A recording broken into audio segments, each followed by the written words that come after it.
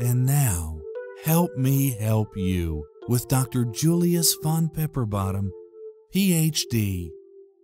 Today's mess comes from Barbara G.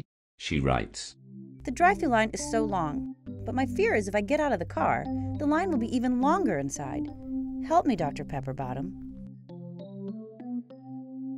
Hey Barbara, like you, I am also hesitant to go outside. I understand why you wish you could stay in the car.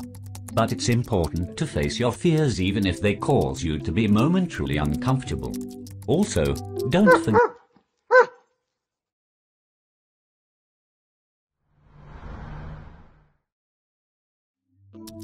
Don't forget to pick up a new bag of cat treats on your way home.